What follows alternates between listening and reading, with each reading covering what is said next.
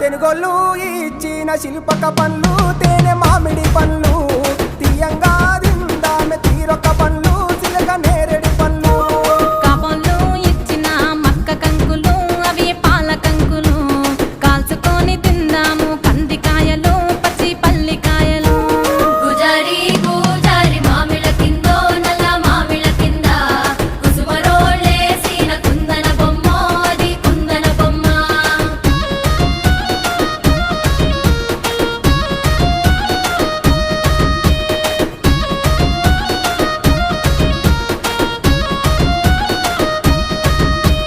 బెస్తోలు పెట్టిన పచ్చి చేపలు అవి వట్టి చేపలు